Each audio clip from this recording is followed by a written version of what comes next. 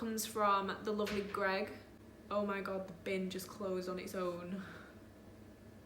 I don't know if you heard that noise, but that was literally the bin like opening and closing. Oh, scary. There's a ghost.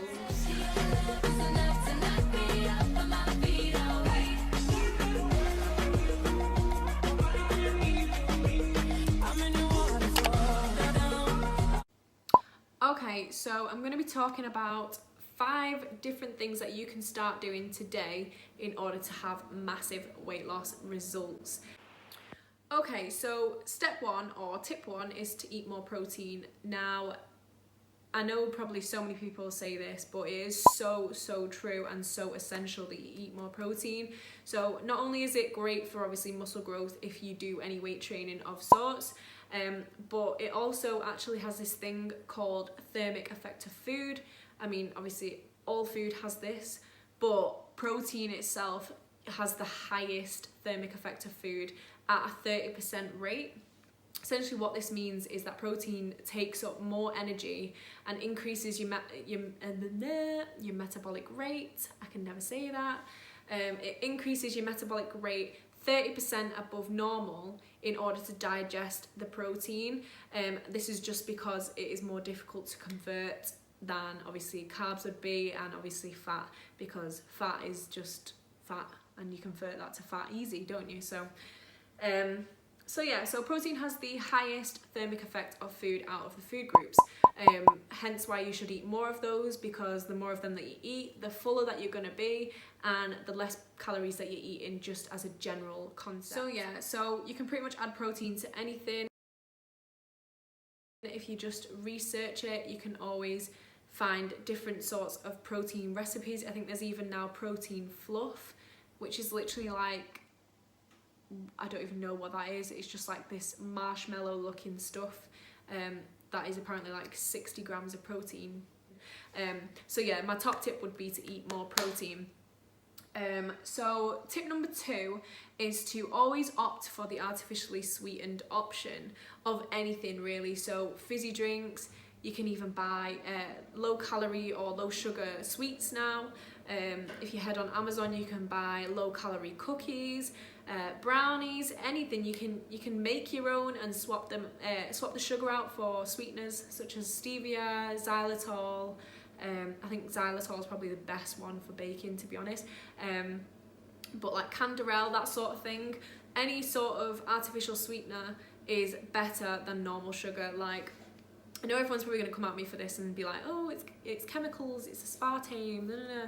But so many studies have actually shown that the link between aspartame, which is the chemical in most sweeteners, is minimal to cancer. Like, the link between the two is minimal, and it has to be a case of someone really abusing artificial sweeteners and drinking, loads and loads of Diet Coke and all that kind of stuff. Like, it takes a lot to find that link between the two things. So don't come at me for that. It's my personal opinion. Obviously I'm not a nutritionist, I'm not a doctor, I just know my stuff, and I'm probably right. If you physically cannot find yourself getting rid of the fizzy drinks, getting rid of the sweets, the chocolate, that sort of thing, then just opt for the artificial sweetener type. Like, chocolate has got tons of chemicals in it as well. So does fizzy drinks, normal fizzy drinks. So does, juices and sugary things. They all have chemicals in them. So what is the difference between opting for one that has no calories but chemicals? Like, everything has chemicals and everything causes cancer these days. So yeah, don't come at me.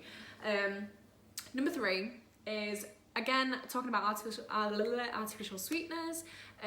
If you have hot drinks, use artificial sweeteners. Why not?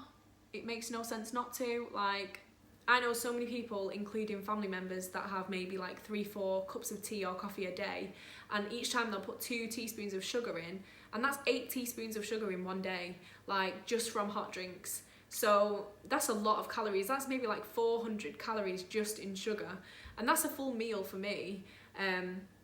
So that alone will give you an extra meal in the day, and therefore you'll be more full and less likely to snack on other stuff that you don't need, that's higher in calories. So it makes a lot more sense to do this, especially if you drink a lot of hot drinks during the day.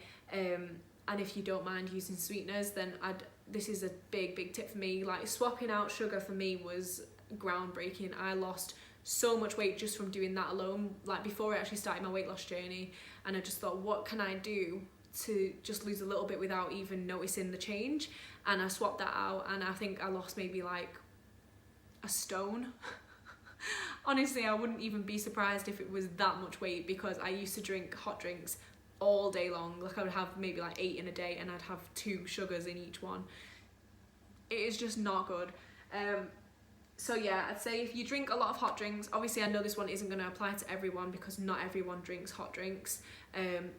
Not everyone has a lot of hot drinks, but even if you have only one, like minusing 2 teaspoons of sugar out of your daily intake and replacing them for a 0 calorie and still being able to have the thing that you want, it's a win-win situation. So yeah, so number 4 then is to avoid fresh fruit juices and smoothies.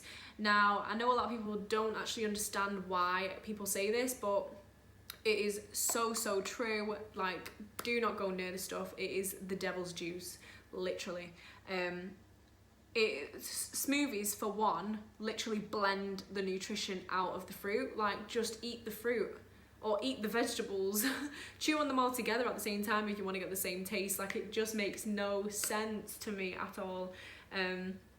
I know that they taste nice, so if you want to have that as like a cheap drink, I was going to say cheap meal, but it's not really a meal, then by all means do, but do account for that, because it is so high in sugar. I'm pretty sure if you read the nutritional label and account for all of the milliliters in that bottle of a smoothie that you're drinking, you'll be shocked. Believe me, you'll be shocked, because everyone thinks, oh, it's fruit, it's healthy, it's not a lot of calories. You're wrong. So yeah, just bear that in mind. Fresh fruit juices, full of sugar, hardly any nutritional value, pointless. Just eat the orange, eat the flipping cranberries, you know, just, it makes no sense to me why people do this shit, but whatever, each to their own.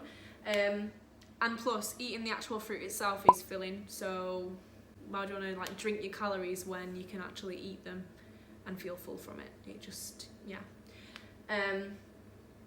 And then tip number 5 is to find low calorie dense foods that you enjoy and snack on those. So my one comes from the lovely Greg. Oh my god, the bin just closed on its own.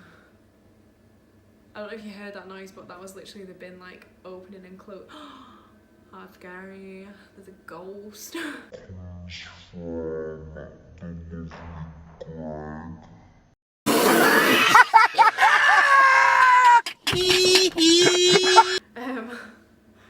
I don't want to be here now. That's just completely threw me off. Okay, so low calorie dense foods. So my one comes from the lovely Greg Doucette, who is also here on YouTube. I'll link his channel in the description. But basically, he told me, and however many other thousands of people, that popcorn is a good option for snacking. This is because it's low calorie dense, so you can have lots of it for low calories or minimal calories, as opposed to, you know, something like a brownie or a packet of crisps or something, which is high calorie and low density. So yeah, so you can have a massive bowl. This is my little bowl. Just excuse it, because it does actually still have popcorn in it, but I fill this and it goes to about here, and that whole bowl is around 300 calories. So I can sit there for a full film and eat all of that.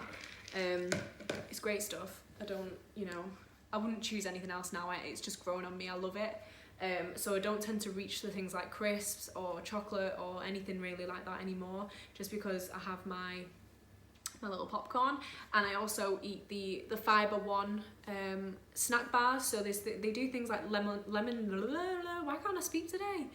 Like lemon drizzle squares, chocolate brownies, they do red velvet cake bars and all that kind of stuff, and they taste literally like normal ones. They're just small, so you know, you kind of do realise that, because you're like, could eat a bit more now, but they are only like 90 calories, so even if you was to have 2, it's still not a lot for like a brownie or a cake or something like that.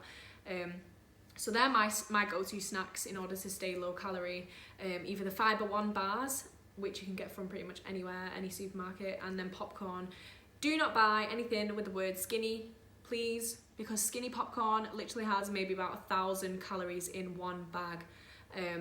So don't eat that. Just get some actual, like, either corn, like kernels, and do it yourself, or buy like actual packaged popcorn kernels and just microwave them from like a brand, so maybe like Butterkist or something like that. That's the one that I use, and it is still low calorie, and I always have mine in salted as well. Don't hate. So yeah, so low calorie dense foods, they're my options for snacks, but you can also eat things like berries, so you know, any kind of fruit really, because most fruit is low calorie anyway, and they're usually very filling. Like, I can eat a full punnet of strawberries and feel so full afterwards, and there'll only have been maybe like 200 calories in that. So it's finding and picking and choosing the options that will keep you fuller for longer and allow you to eat more for less calories. It's just about being smarter about the way that you eat more than anything.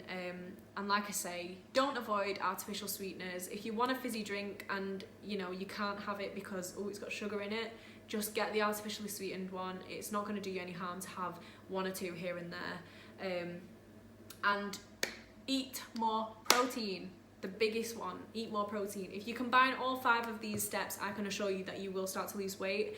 If you've not done these before anyway, if you're already like weight training and, you know, dieting and not eating as much sugar as what you was before, blah, blah, blah, then the likelihood is these won't really work for you, because your body will already be facing those challenges. But if you haven't actually made any changes yet, and you still, you know, opting for the high sugar options, and you still not eating very much protein and loads of carbs, loads of fats, then these will probably help you out even a little bit. And you know, every pound is a success in my eyes. If you lose some weight, you lose some weight. It's a start. Everyone's got to start somewhere.